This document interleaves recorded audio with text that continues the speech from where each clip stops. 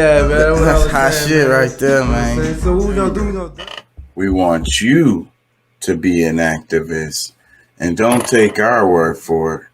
Look that shit up. Pulley. Back. We gotta look at each other and be like, "Hey, baby, we gonna hold arms together. I'll break bread with you. You break bread with me. Other than that, your money is going out the window. It has no value. There's no asset. There's nothing on top of it. You can't build wealth off a promise." Well, I'm gonna involve in a little bit of debauchery. I'm definitely gonna do a little bit of things that are wrong tonight. Today's the name of the show? The name of the show today is Reap What You Sow. He says Doc Botchery. Okay, I see. What's I gonna say? The name of the show tonight is Reap What You Sow. So I kind of wanted to, we touched a bit on, and the subtitle is Happy New Year. So we touched on this a bit last night about like what Easter really is, and what it really represents. But I kind of want to talk about that a bit more. I hope Pat shows up. So, I haven't sent out my text that I normally send out. Give me a second, y'all. I'm a little bit off. Let me send this text. Yeah. So, Easter. Good Friday. Happy Easter. Ramadan is going on. So the Catholics, the Muslims, it's holiday season for all of them. And for the regular folks who, just don't really care one way or the other, but they celebrate Easter. So, but Easter is supposed to be religious. But it's funny, though, before Christianity and before Islam, people were already celebrating Easter. So that's the thing about that. And then it has to do with the the changing of the seasons. That's really what it is. And that's what I mean by Happy New Year, because it's the springtime. He says, I told the table Happy Zombie Jesus Day, and they almost died laughing. Great tip, too. That could have went both ways, Doc. Damn it. What happened with my screen? My screen just did something crazy. Y'all can still hear me, right? Yeah, that could have went either way, bro. That could have went either way. Yeah, he says gotta read the table. Yeah. Freaking that's what it is. I mean, Happy Zombie Jesus Day. He died and I don't want to offend nobody. But I mean, like in real life, when have you ever seen an example of something dying and literally coming back to life? I don't think that's how nature works. And God is nature. Nature is God. The universe is nature. So yeah, life does live forever, but it's by regenerating itself. It's not by coming back, like, what is it? Reanimating itself. If something was reanimated, then you're going to have a problem with that. You're going to run away. You're going to run away. You're going to be like, you're supposed to be dead. You know what I find weird, though? I find weird that people are so afraid of, like, dead bodies or, like, I don't know, skeletons and stuff like that. Because it never really made sense to me. Now, zombies make sense to me because, like, okay, it's dead, but it's walking around and it could bite you and eat you and scratch you and make you sick and shit. So, but a dead body, a skeleton, something like that, I don't see how that's scary. Now, but unless it's just reminding you of your own mortality and it's just showing that you're afraid of dying. It's reminding you that one day that's going to come to you. Doc says, to date, there's only one species that has been called biologically immortal, the jellyfish, Torripsis dorni. These small transparent animals hang out in oceans around the world and can turn back time by reverting to an earlier stage of their life cycle. Yeah. I've heard about that. But that's still not that's not coming back to life. It would be cool if we could go back to an earlier stage of our life cycle, right?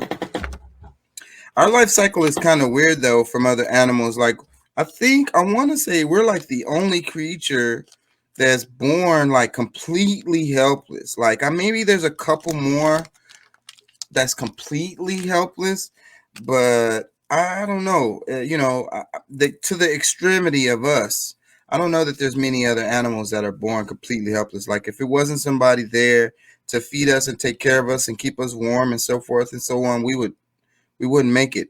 And a lot of other animals aren't necessarily like that. Like, like the herd animals, as soon as they're born, they got to start running. Like within a minute or two, they need to know how to run. And if not, then they're going to be lunch. But humans, we are evolved to be like a gradual, and that's another reason why we're learning our whole life. Like we learn everything. We're like a blank slate when we're born, and we don't know shit. But see, a lot of animals, they're born with all the stuff they need to know.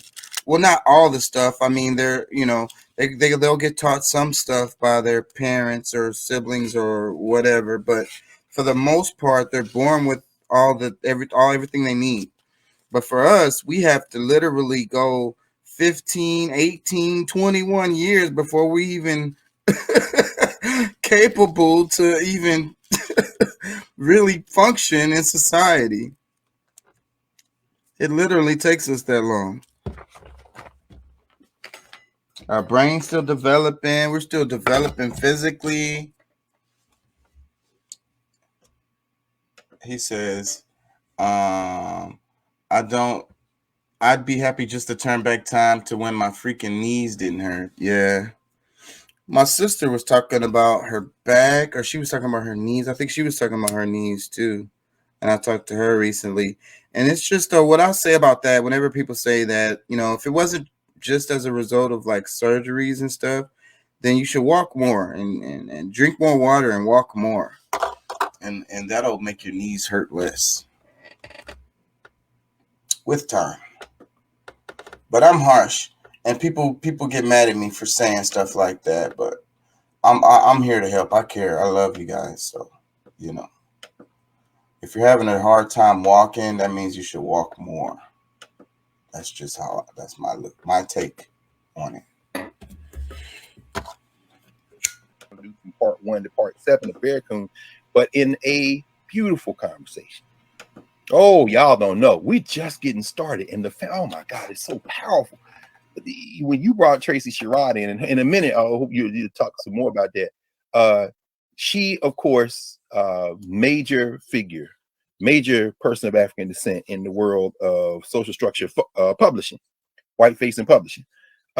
She, with the Gregory family, chiefly, Christian Gregory, Dick Gregory's son, who handles a lot of the business, they've been bringing Dick Gregory's books back into print. And one of the ones that they did, the one that was published just as he made transition, was an original book on Black history. And I helped prep him for that book. We met, we would talk for hours. He's revving up his engines. He talked about this a lot. He talked to me about it all the time. And then he writes about this, of course, including in this last book that Tracy made sure got into print. In fact, it came out just as he was making transition.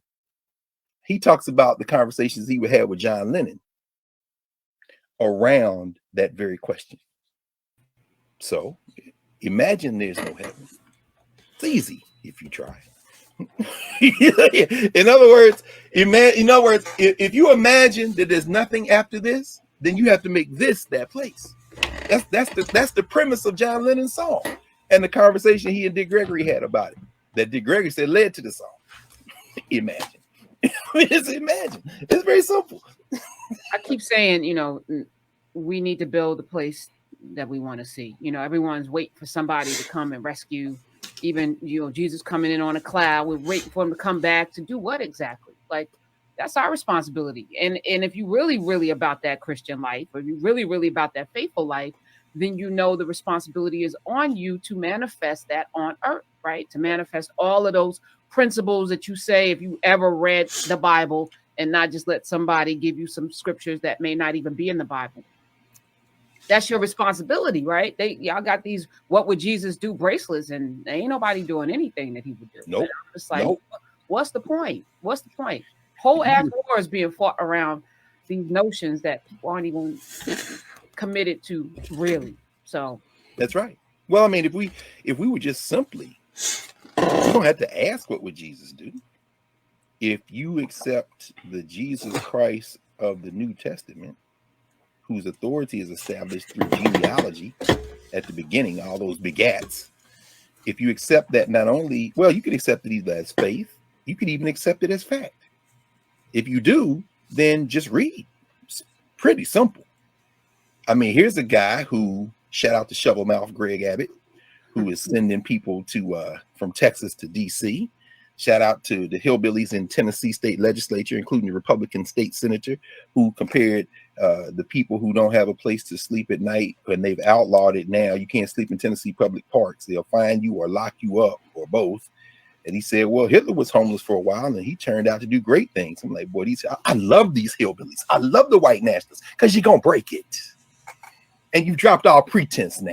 And now we see your naked ass face. And now we can decide which side are you on. It's really very simple. But shout out to all you who would treat the people who don't have a place to sleep at night, a permanent place, who would treat them with contempt, and then go to your funky ass church. Yeah, I said it. You mad? Don't get mad, Twan. Don't get mad. Go read your book. Did Jesus own a house? In fact, sometimes I would speak at churches, and I'd be like, man, this is a nice facility. Now, if Jesus Christ showed up here and said, can I spend the night? Would y'all let him? And if he said, well, hold on now. Probably not. You got my name on the door. This is my house, right? You keep saying it's my house, Church of Christ. Can I come in here? And or nope. He ain't have a place to sleep. Nope. The man is, this is the season of Easter, right? Palm Sunday, Easter. What did he say? He was buried in a rented tomb, right? I'm not going to get into that. This is your faith, right? But if it's your faith, read the book. Here's a guy who the government decided was an enemy of the state. It's very simple. It's not a matter of opinion.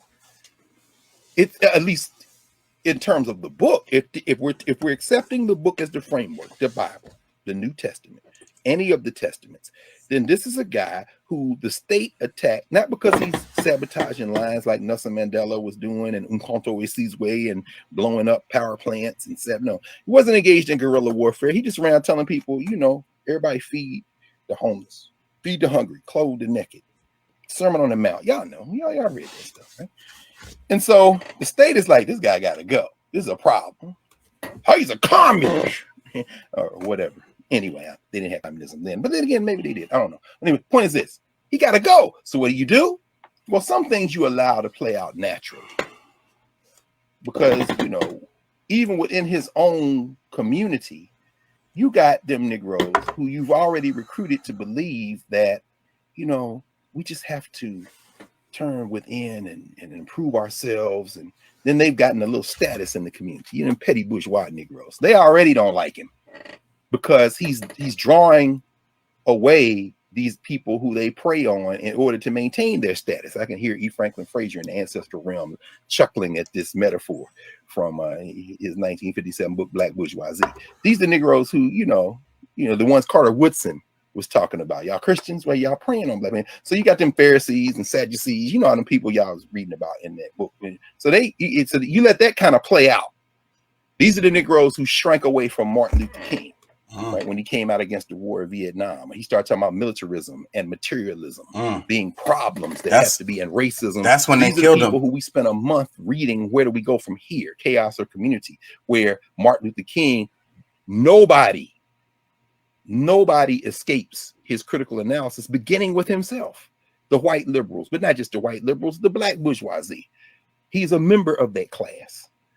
And these are the people who, when you read the recent book on Martin Luther King, where it begins with, which I've talked about a couple of times, Andrew Douglas, and I forget the other dude's name, the co-author right now. I had to go and look for it over there. Where King is arguing with his staff, and Andy Young gets ready to say something. He said, "I don't want to hear from you today, Andy. You're a capitalist."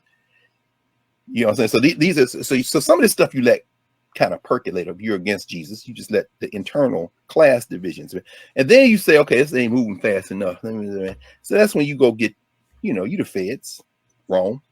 So you go buy some informants. Judas, my man, how much? Jared Loggins. Thank you, Bob. Yeah, Jared A. Loggins. Yes, Loggins and Douglas. Yes. So when you get Judas on the payroll, he loved money more than his bull. So that's cool. Judas is good, but then Judas gets the money for betraying him. Whomsoever I shall kiss, that same as Jesus, holding fast. So he does that, and he can't live with himself because he realized the money is not enough. I know what I did. And then you take him, you put him on a sham trial, the criminal justice system, and then you got the people deadened by cancel culture and social media or whatever that was of the day, and they pick Barabbas over Jesus to let go. And Pontius Pilate is like, "Yeah, man, I'm just a bureaucrat. These people crazy, and I'm washing my hands of this." All right, that's the judiciary. Don't do that to us, Kataji. Well, then again, who is we? But the whole point is that, and Jesus gets killed. He's executed by the state. Voila. We've seen that show a million times. So what would Jesus do? Damn well what would Jesus do. That's why you don't do it. Because they would kill you. As Aubrey Hendricks, my friend Aubrey Hendricks always says, people say they Christians, but it's not Christianity, it's churchianity.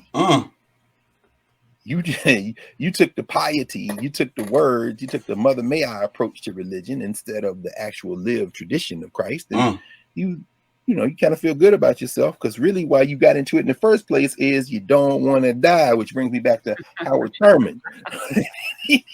You say you can do whatever the hell you want. You're deathbed. You just get that last gasp, but like, you're in, ding, ding, ding. And that's why Howard Thurman, in another Easter sermon he gives, he calls it the glad surprise. This is that we go into the burnt ear tips and the Easter eggs and everything else, right? Easter is the season, the equinox, the return of life. Let me pause right there, because that's all it is right there. Not to be offensive to anybody, and we could celebrate Easter. It's perfectly fine, I think. Some people turn away from it once they learn about things. That's because they were taught that this was paganism, and it's like you're supposed to turn away from paganism. You know what I'm saying? Everything pagan is evil, right? So that's where people like, and a lot of people, when they learn that, they're like, "Oh, well, I don't know that I should be celebrating this." But I think that, we've been celebrating these types of things for a long time, long before these religions even came about. It's not that it was devil worshiping or paganism. It was more about, like we say all the time on this show, I think that a lot of the ancients were smarter than we are today. We don't realize, like I said in this caption, Happy New Year, because the new year doesn't start in the middle of winter. Like, that doesn't make any sense on any metric that you can come up with. Now you can, I guess, a cycle goes in a circle, so you can choose where the start point is at any point, I guess. And I'm sure that's perfectly fine, because the math is still going to come out right. But, with the birth of the sun, you know what I'm saying? God's holy sun, the sun in the sky. When it starts being longer days, when it starts being time to plant, when it starts to be warm and plenty of food and stuff. You there, Elliot? You want to make a comment? Man, it's 100% true, and a lot of it is entertainment. And what people have to do is critically think, because it pisses one off when you really start to try to put your ducks in a whirl and 1, 2, 3 ABC. You're like, oh yeah, New Year. I'm not gonna say that it can't, but I would say that when would it start? When things are starting to grow, or when it's dying, or when it's half dead. You know what I mean? Like, yeah. everybody thinks differently, but like numbers add up and it makes sense. And it makes One sense. plus one is 2. 2 plus 2 is 3. 3 plus 5 is not fucking 10. And you know. And the flip side of Easter is Halloween. You know? Yes. So look, but it's like all the death stuff. And people think of it as a cult, and again, pagan worshiping, devil worshiping, and stuff. But no, it's like the death of the sun. It's like the harvest is. It's the days are going to be shorter now. You know what I'm saying? And also people die. I mean, Humans die in the wintertime. We still do to this day, but in our early evolution, that was a really big deal, because if you wasn't able to grow enough food that season or whatever, or if it just gets too cold or whatever, people catch a cold or whatever, and they passed away in the wintertime. You make babies in the spring, and people die, in the winter. When the fall comes. Let me read a comment. I missed a couple comments here. Doc says the whole idea of the Trinity was to use a type of polytheism, so it would be easier to make the pagan tribes accept Christianity. Exactly. And a lot of the stuff that's left over is for that. Like a lot of the stuff that's in Easter, and that's where we talked about it a bit last night, but that's where a lot of the confusion comes in, is because some of the stuff doesn't fit. Like we'd be talking about the egg and the rabbit don't lay eggs and all of this stuff, and like, how is this even related at all? And that's because of what people will call pagan stuff is left over there. And it's left over there because when Constantine decided to make this the state religion, he was like, okay, we're going to adapt this stuff these Christians are talking about, but we're going to leave in some of this stuff we've been doing for the longest. That's the only way we can get everybody pretty much to accept it as the... Yeah, I mean, half truth is a whole lie. So regardless of the story, people have to be grounded and not think what the past says or what the new age information is, or you create your own holiday. I really respect you more. Right. You know what I mean? Like the seasons tell you what you should do at a particular time. Exactly. I mean, we all have to live underneath these cycles, the cycles of the universe, the cycles of the sun, the cycles of the moon, the precession of the equinox. There's nothing we can do to not live under them. And those are like the clocks. You know what I'm saying? And you could choose how to, like I said, where the start is and the end is, you could count it to 10 or 12 or 8, whatever you decide. It's still the same. You know what I mean? Like, it's really still the same. Let me read Doc's comment. It says, it was the day when there was the same amount of dark and light during the day, and it marked the time of renewal of life, trees, plants. It also marked the time that there would be more daylight than nighttime. Exactly. It's really, really simple. He says the spring equinox was celebrated with eggs, and Easter estras often came in the form of a hare. So that's the reason why you have these eggs and you have these rabbits that seem like they don't fit with, Jesus dying on the cross 3 days and then resurrection. You know what I'm saying?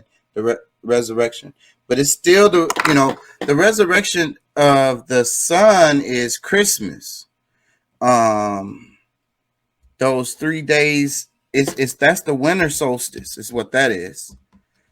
You know what I'm saying? That's when the sun dies for 3 days and comes back. It dips below the horizon and comes back. And that's, so that's where that comes from. Again, I'm gonna piss everybody off, but And that's not really, because that's stolen from Kemet. So it's like 10 stories told over a period of time in different ways for people to understand it. And regardless if it's true or not, you're going to believe what you believe, I think, because of socialism, not because you did your own research. well, I would call that brainwashing, and that's the reason why I don't like I don't like There to you go. blindly follow traditions. I don't like to blindly follow. Why some dude made this tradition up one day? Okay, it's been happening for 1,000 years, but whatever. Somebody came up with this. So what? Why do we do this? Like, can we reevaluate this? But oh, that's blasphemy. This is tradition. You don't break tradition, and you don't Right. question it. And it's not that anybody, no person next to you is smarter than you. Is that evaluating, I would say, like, not even your personal life. Like, everybody takes everything personal. And if people Yeah. mind their own business, it would be a greater country. It'd be a better world, a better day, whatever, stop worrying about the little shit. Well, somebody stepping on your own Focus- personal feelings. focus- Focus on what's in front of you.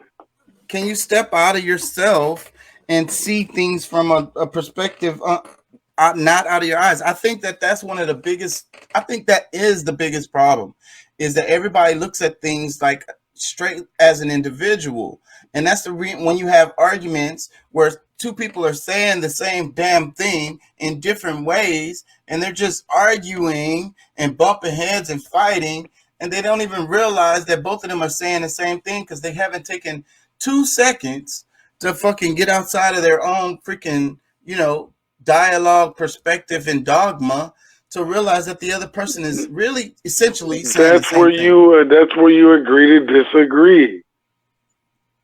That's what you're saying. Yeah. Well, what I'm saying is the problem is that people like to look at things as an individual. It seems like most people can't like get outside of themselves and try to look at the picture, bigger. I believe what Yeah. you're trying to say is people don't That sounds fucking like- listen anymore. That sounds like ego. That does sound like ego. Exactly. What'd you say, Doc? I'm sorry. It was a little muffled. I said what you're saying is people don't take the time to shut up and listen once in a while anymore. Yeah, well, listening, exactly, because that goes along with it. Because if you are only worried about yourself only, then you don't have time to listen to nobody about anything. It's like certain people who come around, like I'm sure, Doc, you have somebody at the restaurant who, like one of the other waiters, and then whenever they come around and talk to you, it's always something related to them and that they're going through or whatever. Like they got a bad tip, or they got this going on, or they're about to go do this after work, or whatever. Like, something they are interested in is the conversation. You know what I'm saying? Like, and they never really talk about anything else. Do y'all get what I'm saying? Yeah. I could think of quite a few people that are like that. I've never had a conversation with them that wasn't about them. I've worked in the food industry, and I think, put that aside, you look at psychology. The brain is tricky, and people don't understand. They're living, they're breathing, they're functioning, but like, how does the brain work? And usually, you don't have enough time because you're on the move, you're on the go. You don't really have enough time to dig in to oneself and understand thyself. Understand thyself. You understand the universe and the world. Exactly. You understand everything. You got to take a step back. But that's one of the reasons why they put us on the hamster wheel, so that we don't have time. And they tell you that money is what's most important. Keep making money, keep making money, keep making money. Don't worry about nothing else. And then therefore you don't know. You got what do they call it? Rich dummies. They say money is the root of all evil. I don't believe that. No, I don't believe that either. That's another thing that's just a distraction. So it's damn it, I was gonna say it. Well, oh, I was gonna say rich dummies. You ever heard the phrase rich dummies? And it's like, you know, you have everything you need or whatever, but you don't have everything you need because you don't know thyself at all, and you just keep going, and that's all you're really doing. And mostly what your work is going to benefit is somebody that you not it's not really your intention because you don't care anymore and you're not worried about it. You have to think about intention. You have to think about, you know, why am I doing this really? You know what I'm saying? I'm just doing this to make money. Well, you know, okay, if I'm just doing it to make money, then it doesn't really matter what it is I'm doing, you know, and it gives my work no value. But it also puts you in a position where if you have to mess over somebody or whatever, that doesn't matter either because making money is more important than whatever issues your integrity, your character. Oh, yeah. The brothers. What I would say is because I wasn't born with a silver spoon, but born in the ghetto. I know what that's like. People, you're in survival mode, and so that could distort your overall purpose. You know, right. Being spiritual or even if you're religious. I was listening to gospel music all day, but my interpretation of what I was listening to, it wasn't like somebody was above me or, you know what I mean? Yeah, there's an ultimate reality, a God, I would say, but it doesn't, I'm not like somebody's coming to save me. That's what I like what this brother was saying when he put on the clip. I'm like, no, only person that's going to save you is yourself. Yeah. You got to save yourself. So, but the religion tells you don't worry about that. The religion says, right? You know, they, like dude said, we want heaven on earth. Yeah, they say don't worry about it. Just have faith. You know what I'm saying? And you can do whatever you want to. Just repent, and you good. Let me read the comments. Doc says some people think Easter origins go back further to the Sumerian story of Inanna, also known as Ishtar, Anunnaki, and Aphrodite Venus. So yeah, again, I mean I don't even think it matters as far as Sumerian because people was probably doing it before you even had any kind of organized anything. Because people was like happy as hell when it's springtime, like automatically. Like it didn't even have to be like a official holiday. Niggas was just like, oh shit, it's time for the sprouts and shit, bro. It's that time of the year. Let's go. You know what I mean? It could have been a small group of a small band of humans, and they just celebrating. They happy. Let me read another one. He says, with servers, we run across those types because of a combination of the mercenary mindset and need for validation that draws many people to the profession. I think you're giving people too much credit, Doc. I think that it's just a large amount of people like that in all industries. I don't know about anywhere else in the world, but I think the United States breeds people like that. We breed sociopaths. We breed psychopaths. We create them. Our system creates them. Because if you just go along with the flow of the United States, you're a sociopath. I'm sorry. Because it's all about individualism. It's all about consumerism. Screw the next guy. You know what I'm saying? Pull yourself up by your bootstraps. You know what I'm saying? If you get in my way, I'm going to step on you to get where I need to go. That's a sociopath. You know, it's all about me. It's all about me keeping on making money and hoarding it so that I can have the resources I need so that I can have more and better and be in a better position than everybody else. So I would say a secondary psychopath because most people don't know that. Yeah, you can say you're one religion or it doesn't even matter. You are a what do they call it? A mini-me Satanist. Yep, mini-me Satanist. You don't even know that you're like you're going against your beliefs, and then you're going to continue going, stepping on motherfuckers, and you know, Yeah. what wouldn't you do to get to where you want to go? And there's, you know, I don't understand. Ooh, I love these conversations because it makes you think, and it makes you look internally. You Right. have to do your own shadow work Right. and sit down. I tell my wife, babe, you gotta meditate. You gotta sit down and yeah, you're a boss, but like, what won't you do? Yeah. Yeah. You gotta meditate. You gotta What won't you do?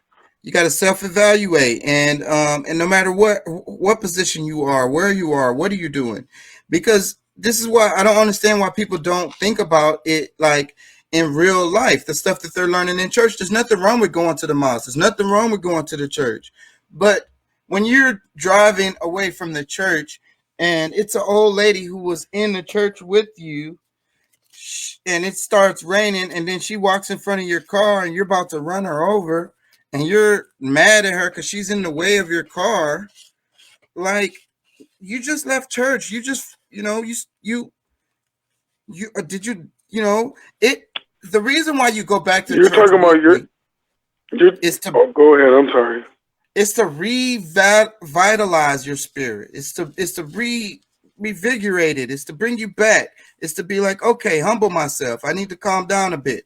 You know what I mean? I need to stop thinking about myself so much and look out for other people. But I don't see people doing that. They leaving out of church and about to run over the old lady. Instead of offering her a ride, she's on her way to the bus stop in the rain. You done forgot everything, you know? Giving this lady. I know about the church. My thing is, I want people to critically think. So the church is 501c3. Okay, well, that'll shut the conversation down real quick. Okay, we don't even have to talk about it no more until the next time. Once you find out what that is, why does the church pay no tax, but you paying tax?